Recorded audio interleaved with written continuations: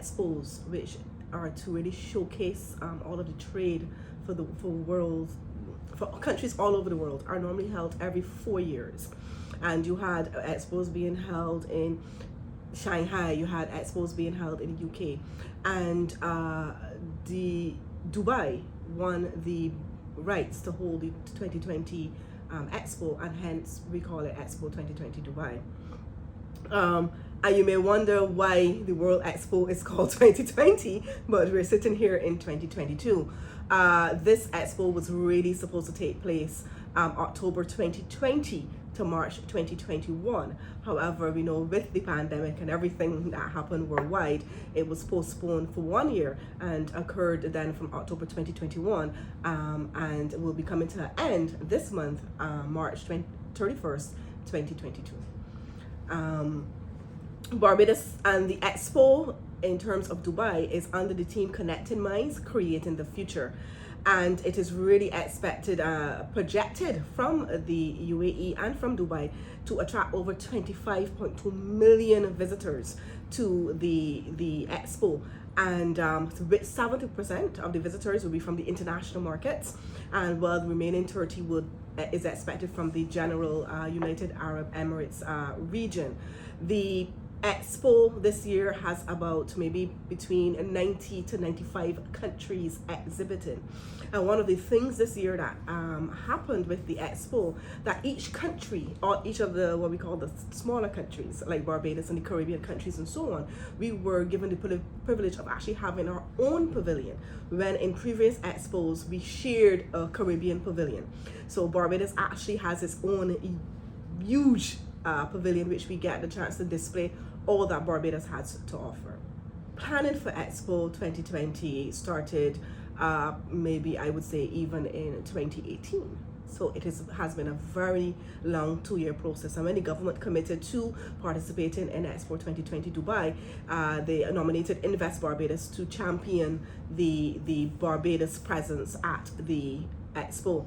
And from then we would have been going through all kinds of preparations, all kinds of conversations with Dubai. We would have gotten our creative director, which we utilize Donna Redmond as creative in terms of our creative director for the pavilion, and we would have made several trips to Dubai in terms of what they call international participants conferences and so on, to look to see the feel exactly what we want to put in the pavilion, the layout. It has been a massive undertaking. It's almost akin to building a house, really and truly, and trying to furnish that house and have an open house at the end of the day, all leading up to that opening day, which was October 1st, 2021. Dubai gave assistance to the governments, certain governments. We are in an assisted pavilion, and the government of Dubai graciously gave assistance to the tune of US $3 million. So a lot of the costing, even the shipping and all of that, is actually on assistance from Dubai. We thank the Dubai government for that assistance, and it allowed us to really put our best showing that we could possibly in Dubai. Yes, so the Barbados Pavilion is under the theme Innovation and Transformation from Sugarcane to Blockchain. And this was approved obviously by the Dubai Committee and so on. And the aim and the objective really is to promote Barbados' industrial and innovative global contributions as part of the Foundation for Investment. Also to attract and sustainable foreign direct investment, marketing Barbados tourism product as we expect, increasing prospects for export of Barbados' goods and services to the world. And I want to emphasize that although the Expo is happening in Dubai, there is international participation from 91 countries all over the world. So you have a world stage in which to promote everything there is to promote for Barbados, showcasing Barbados' unique cultural heritage, enhancing bilateral relations and cooperations between Barbados and the United Arab Emirates, and obviously other countries participating in the Expo. What we've seen over the 6 months we've been there, we've been invited and have conversations and begin to form relationships and partnerships with other countries, even outside of the United Arab Emirates, because we're all there in this one square kilometers of space that they have deemed the Expo Village, and it's a wonderful sight to see. If anybody gets the chance to go on the Expo website to actually view this massive undertaking and this massive village that had been built from scratch in 1,000 square kilometers of desert, you can never really imagine it unless you really go to see it on the website. Well, over the last 6 months so far, and I got an updated number yesterday, we've seen over 200,000 visitors to the Barbados Pavilion alone. We have a goal in mind. We want that when March 31st comes, that we have seen over 300,000 visitors, meaning that we've seen the entire Barbados population, in a nutshell, visiting the Barbados Pavilion in Dubai. So we are well on our way. Visitors to the pavilion have learned is that Barbados is not only a tourist destination. It's a wonderful, beautiful place that persons do want to come, but they have also learned that it is an investment ripe destination, and that we are open for business, and it is a wonderful place to actually come and operate your business from, and that we do have a lot of arms reaching out into other countries through our bilateral agreements and through our double taxation agreements and so on, that using Barbados as a hub, they can actually have a reach into the Caribbean, into Latin America, into a world span where they did not know that knowledge before.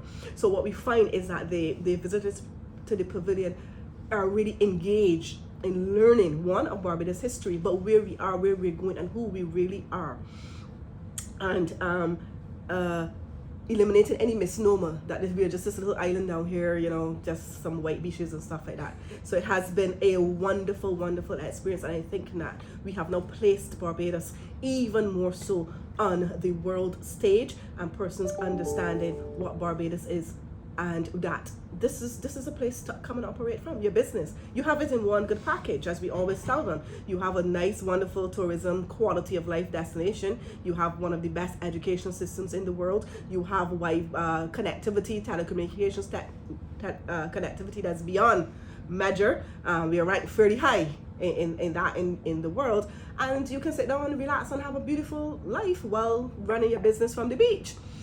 You know, as a matter of fact, persons have actually come down here and taken their companies public from sitting on our beach at Bashiba. I spoke to one investor a couple of weeks ago, and he did say that he came and he took his company public, millions and millions of dollars sitting in Bashiba. So that is the kind of lifestyle, the kind of quality, the kind of business environment that we aim to portray in Dubai, and it has been working. We have numerous persons going through our website. We have numerous persons asking for follow-up, numerous persons engaging us then on a one-on-one outside of the pavilion as we follow up now from the Barbados end in terms of seeing how they can come and visit the island, how they can come and see if they can operate from the island. So I think that it has actually been a great story for us to tell in Dubai. In every expo, you are given a day to celebrate you as a nation, to celebrate all that is for you as a nation. And the March 26th is Barbados Day, Barbados National Day. So you basically have the chance to showcase your cultural presentations. You have a chance to showcase your basic showcase anything you want to showcase. So some of the things that we are showcasing, we have a number of cultural ambassadors going down to showcase our culture. We have a lot of number of entertainers also going down to give the persons the international market and also the UAE a taste of Barbados entertainment. And we also have a culinary pod where we're actually taking a chef to give the persons in the UAE and our Expo a taste of Barbados culinary delights. And of course, our National Day delegation is led by none other than our Prime Minister, the Honorable Mottley, who would also be holding a climate crisis youth forum to talk to the youth on the front line about the climate crisis. And she will also be speaking at various events down there, things like Investopia, again selling Barbados investment product, and also at another forum that we are putting on with the biggest free zone operator in Dubai, and we'll be having a joint forum with them. So we do have a lot of activities going on for National Day. So we expect that the 26th, that everybody who has not heard about Barbados, who knows absolutely nothing about Barbados, or even those who want to learn more about Barbados, will be treated to a wealth of knowledge, entertainment, and excitement.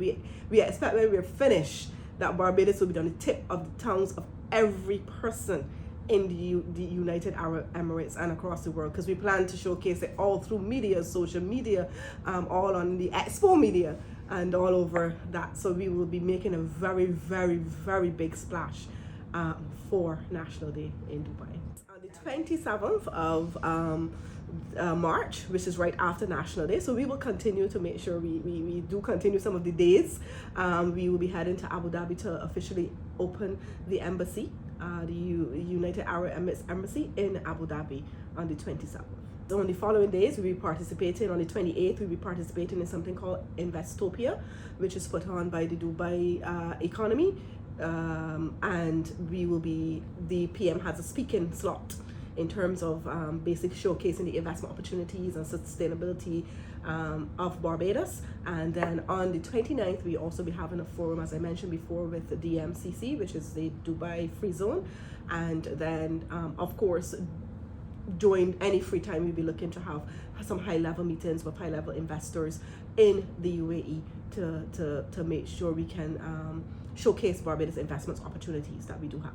It has paid off. Even outside of the Expo, we have, as I said previously, we have had interest in Barbados. We are looking to bring a company here who dabbles in coffee, which we are looking to maybe form one of the largest coffee roasteries in the Caribbean, located and sitting right in Barbados. We are at the incubator stages of dealing with those investors at the moment, and we're looking at spots in Barbados. We're dealing with the various stakeholders in Barbados, and we're hoping that come at the end of 2022 that Barbados can now be that kind of production hub for that operation. That is an operation that will bring about numerous jobs, local jobs, but not only that, the revenue that will be generated from something like coffee and coffee roastery and shipping out and creating your own products, your own Barbados blend. It has so much possibilities for a new product coming out of Barbados that we're very excited about that one. And that is one we collected let's say in November last year, and working on it to bring it to fruition. You have other persons who, just knowing about Barbados, have chosen to come and buy property in Barbados and have decided to come and look to see if they could live here and operate from here. So I think that it has been a lot of hard work, but you are seeing the payoff even within this 6 months period. And these things have a life of its own, and it will continue to have to pay off as we even close Expo and we go forward with continue to follow up on those relationships that we have built, continuing to go out there and spread the word, and of course utilizing the embassy that is now sitting in Abu Dhabi, which is to showcase Barbados throughout the other Emirates, not only Dubai and Abu Dhabi. So we do believe it was a good decision to go in, and we do believe that we will bear a lot of fruit from the adventure.